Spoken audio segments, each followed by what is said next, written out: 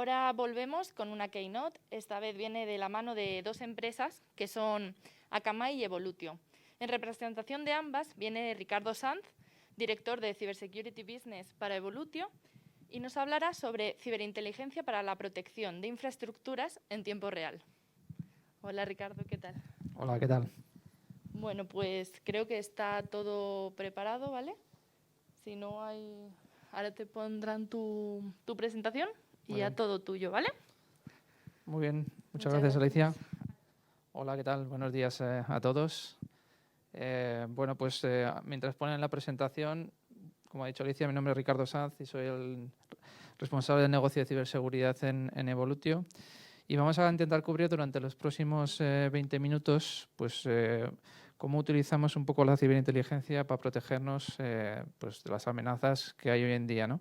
Yo creo que se han cubierto algunos temas muy interesantes, tanto por las mesas redondas como por las keynotes anteriores, que bueno, vienen un poco a incidir sobre cómo utilizar muchas veces esas herramientas que tenemos ya al alcance en muchos casos, y también intentaremos poner algunos ejemplos reales de cómo hacerlo, ¿no?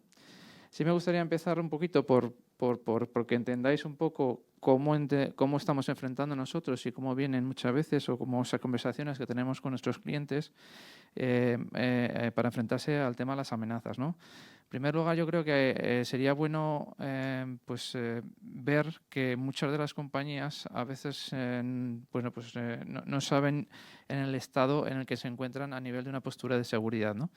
Yo creo que muchas veces es importante utilizar frameworks de referencia, Control SIS, el framework de NIST o el propio Mitre, ¿no?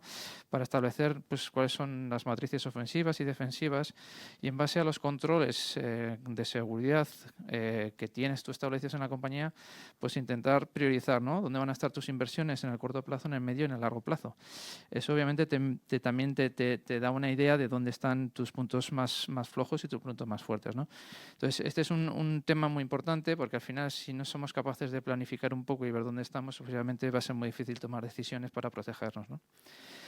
Cada vez más las amenazas, pues tenemos que intentar detectarlas, y aquí nos apoyamos en temas de Machine Learning, que ya hemos comentado anteriormente, o herramientas que intentan detectar un poco los comportamientos anómalos, tanto a nivel de red como a nivel de usuario y a nivel de infraestructuras, y responder de una manera mucho más rápida, ¿no? Al final, esto no va más que de implementar nuevos controles. Ya no estamos tanto en las firmas y en lo más determinístico, que sabemos que eso funciona y lleva funcionando mucho tiempo, sino también en modelos no supervisados, ¿no? que te intentan un poco avanzar a esas amenazas. Y luego, por último, esas amenazas muchas veces es muy importante, y ya lo hemos comentado anteriormente, o lo han comentado, ¿no? Saber cuál es el histórico, tener ese backlog, tener esa información, saber cómo correlarla, y utilizar también herramientas que te den indicios de que algo está sucediendo raro en base a lo que recoges o lo que has recogido en el pasado.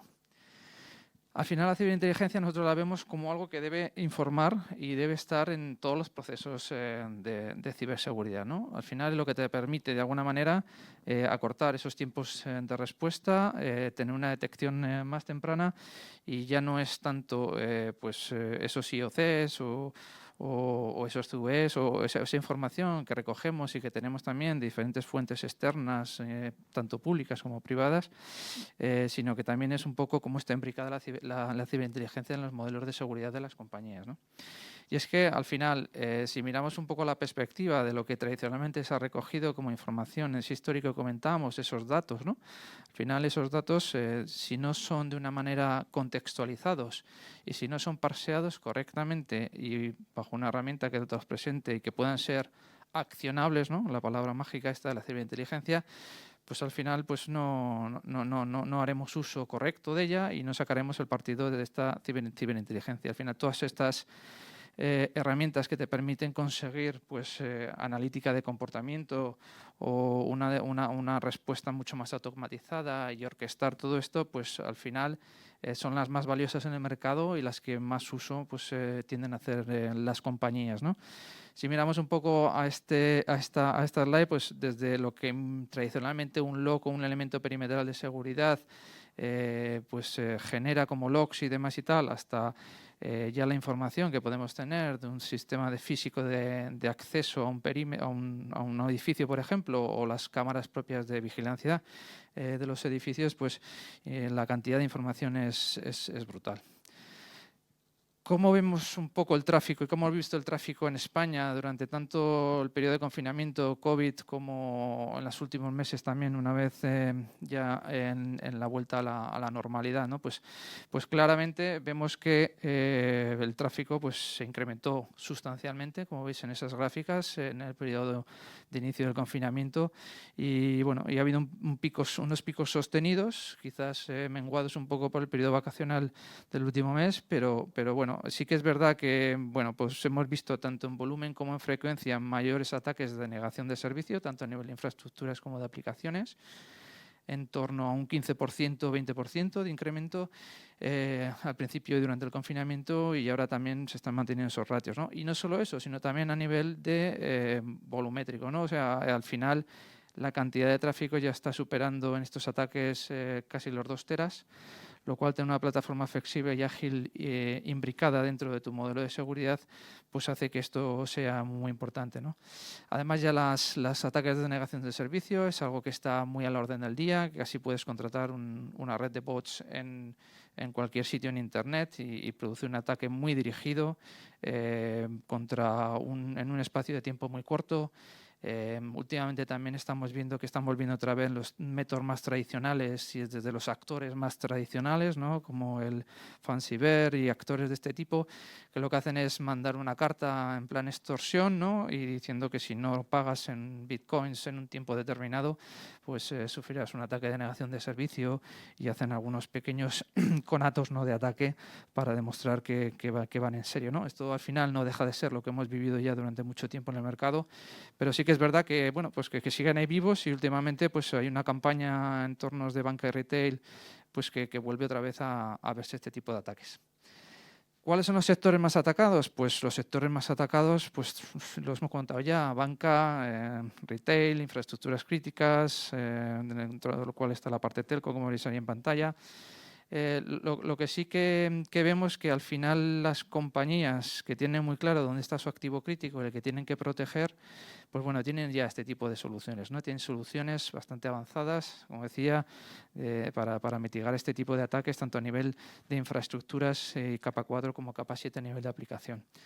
Luego hay otro tipo de compañías que, bueno, tienen otra tolerancia al riesgo, otro tipo de sectores, yo que sé, un sector como el gaming o el retail en algunos casos, pues y sigue confiando mucho en sus elementos, bueno, pues de protección perimetral. Pongamos el ejemplo de un firewall, ¿no?, que en casos puntuales, si sufre un ataque de este tipo de 50 gigas, que puede ser lo más estándar, pues van a seguir tolerando este ataque y no necesitan soluciones de este tipo. Yo obviamente recomiendo siempre ponerse en el peor caso y disponer de una solución y de algún partner que sea capaz de monitorizar cuando esto está sucediendo y activar este tipo de mitigaciones en tiempo real. Yo creo que hay soluciones ya tecnológicas en el mercado, nosotros también las estamos proporcionando en nuestro CyberSOC, que permiten tanto a nivel de demanda como en un momento puntual, como de manera permanente, protegernos de este tipo de ataques.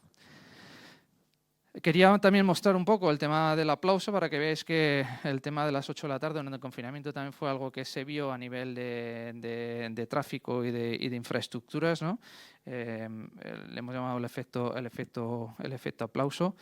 Quería comentar que este tipo de infraestructuras, de soluciones, por poner un ejemplo, pues yo que sé, nosotros durante el periodo, yo creo que fue de confinamiento, pues tuvimos un cliente del sector retail, ¿no?, que estuvo siendo atacado permanentemente principalmente los sábados por la noche, porque era pues su periodo pico de compra online de comida a domicilio. Y bueno, pues este tipo de soluciones evitaba mejor que 46.000 pedidos de pico en un momento dado sobre su plataforma de e-commerce, pues estuvieran protegidos con el impacto económico que tiene esto. O sea, el impacto económico es importante. Yo creo que lo hemos comentado anteriormente, ¿no?, con algunas ponencias y en algunos comentarios que ha habido durante algunas de las mesas redondas, el tema del código externo y que, bueno, que al final pues siga habiendo esos JavaScripts, ¿no? Hay imbricados en las páginas del negocio de nuestros clientes o de los clientes y de las compañías, y que, bueno, pues al final sigue siendo un vector de ataque claro y que sigue creciendo, como veis en esa gráfica, ¿no? Al final, una parte muy importante de esto, por ejemplo, medios de pago y, bueno, pues a raíz de una vulnerabilidad también que explota bastante MageCard para el tema de introducir script en llamadas a medios de pago, en plataformas de e-commerce o plataformas online, ¿no? Pues al final pues detectar la integridad y que el código que se está utilizando no está intervenido de alguna manera, o hay un malware por ahí, o hay algún ataque de persistencia, pues es importante, y este tipo de soluciones también a nivel de infraestructuras y a nivel de tráfico se pueden detectar y proteger, ¿no? Al final, lo que estamos viendo desde un punto de vista de arquitectura, pues yo creo que es importante tener una arquitectura de referencia. Lo que sí que vemos es que muchas compañías no han acompañado sus controles de seguridad al ritmo, han ido migrando y evolucionando hacia la nube. Bueno, no han adoptado ni soluciones nativas de nube ni soluciones más tradicionales para establecer esos controles necesarios para su negocio, ¿no?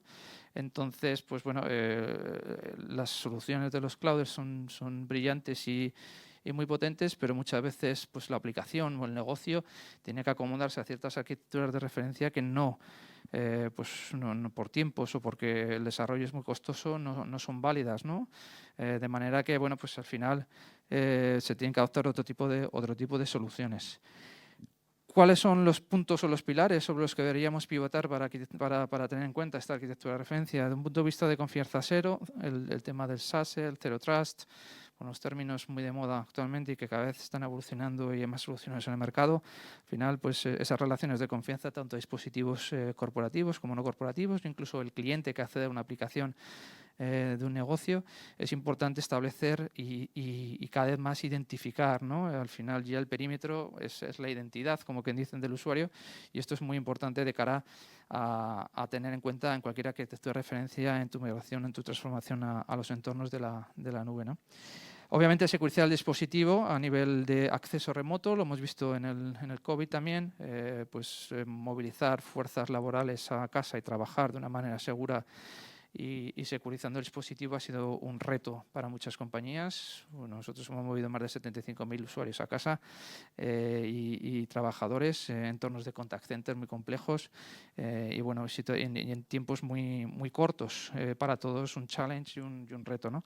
Entonces, securizar este acceso a esa aplicación es crítico, y el dispositivo es el elemento al final, el eslabón más débil, ¿no? Desde el punto de vista de usuario también, a través de dispositivos con los que interactúa, y tener un entorno securizado a nivel dispositivo es crítico. Obviamente también, al final, muchas veces establecemos políticas a nivel de nube sin tener en cuenta pues cómo tiene que ser ese manejo de la información, ese etiquetado de la información, qué tipo de información estamos manejando, ¿no? Es importante poner la base antes de poner, por ejemplo, un CASB, pues saber qué tipo de información y cómo es la información que estamos manejando y cómo de crítica es para un negocio. Bueno, pues esto también es importante para cumplir tanto con los temas normativos y legislativos como por la parte de la propia operativa del negocio, ¿no? Y por último, pues bueno, al final se está convirtiendo cada vez más complicado para las compañías, ¿no? El tema de establecer conexiones directas a las nubes, esas VPNs, ese tráfico que al final se mueve entre diferentes VPNs y entre diferentes nubes. Al final es importante establecer unas políticas claras de cómo tiene que ser el flujo, ¿vale? Y de un punto de vista de amenazas, identificar también cuando un flujo pues es algo anormal para poder adelantarnos a cualquier futura amenaza. Y por último, quería terminar un poquito también estableciendo un poquito cómo vemos el modelo de servicios gestionados desde un punto de vista de ciberseguridad o el CISOC, ¿no? un SOC.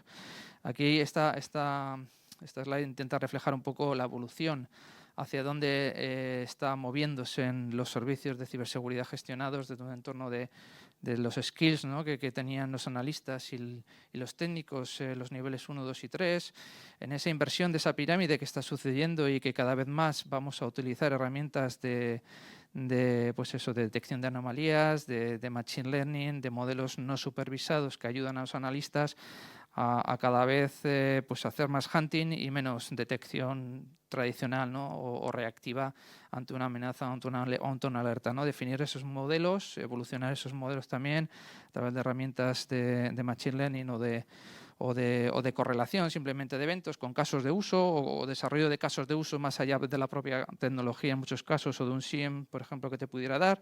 Ese es un poco el modelo al que se está atendiendo y donde realmente creemos que se puede aportar desde un punto de vista de service provider valor a las compañías porque bueno, pues es un modelo diferente, ¿no? ¿Y cómo es el ecosistema? ¿No? Pues sí que el ecosistema lo vemos de esta manera. La operativa más tradicional de las fuentes que ingestamos en un SIEM, ¿no? Que podéis ver ahí y algunas otras, pues al final pues esto digamos que genera unos casos de uso más o menos predeterminados que puedes implantar en un SIEM más o menos tradicional. Pero sí que es verdad que cada vez más, como decía, necesitamos otro tipo de herramientas pues de weba o de inteligencia o de detección temprana desde el punto de vista de comportamiento de usuario y de protección del usuario del dispositivo, que al final mediante un servicio profesional y con unos skills adecuados podemos traducir y trasladar a casos de uso mucho más avanzados, pues seguir con la arquitectura de referencia de un SIEM y que de una manera, desde un punto de vista de servicio también, con herramientas tipo SOAR, pues podemos orquestar, automatizar la respuesta cada vez más, generar esos playbooks, contextualizarla con toda la información que se está recibiendo y esa ingesta que se está produciendo y de alguna manera, pues tanto con fuentes externas o internas, como comentamos anteriormente, y con bases de datos que todos en el mercado más o menos conocemos para tener esa inteligencia y tomar las acciones oportunas dependiendo de las políticas de la compañía, tanto a nivel de IT como de comunicaciones o de negocio y de aplicación.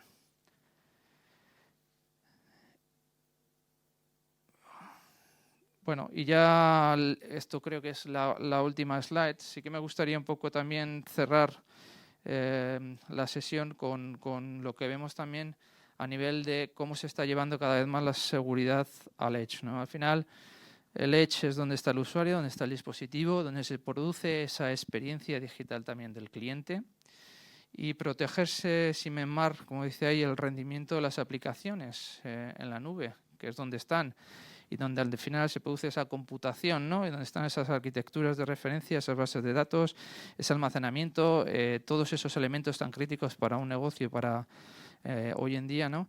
Y más en este periodo que estamos viviendo de pandemia. Al final, si llevamos un poco esa protección al Edge y digamos que nos ponemos más entre medias, más cercanos al atacante o intentar que parar esos ataques, tanto a nivel de infraestructura como de aplicación, más cerca del origen y más lejos de la aplicación y donde están nuestras aplicaciones en el data center, pues al final pues esto yo creo que es un beneficio para todos. De un punto de vista de usuario también se vuelve incluso más transparente a veces el rendimiento y la experiencia digital de los clientes y ya hay soluciones y tecnologías en el mercado que lo permiten. Como comentábamos anteriormente, el tema del Zero Trust y este tipo de soluciones, ¿no? Que ya pues se hace muy transparente el acceso a una aplicación de una manera más o menos segura, ¿no? Obviamente hay empresas como nosotros y Akamai que tenemos esas infraestructuras a nivel de red, a nivel de los servicios que podemos proporcionar también para activarlas en un momento dado, porque la superficie de ataque pues cada vez es mayor. Como hemos comentado y se ha comentado muchas veces, ya el perímetro no existe. Al final sigue siendo la identidad del usuario lo más importante y es lo que tenemos que intentar proteger, ¿no? Y estar siempre al día, intentar evolucionar esas plataformas, cada vez los comportamientos a nivel de ataques. Bueno, otro día también hablando con un CISO de un banco me decía que ya no solo son los ataques, sino que es el fraude también y otro tipo de comportamientos que están pues generando mucho ruido y que al final el cambio del patrón y la tecnología está ayudando cada vez más como estamos viendo últimamente también con los ataques de ransomware, a entrar en las compañías y producir pues situaciones catastróficas, ¿no? Así que nada, muchas gracias a todos y cedo la palabra a los siguientes ponentes. Muchas gracias. Muchísimas gracias. Muchísimas gracias, Ricardo.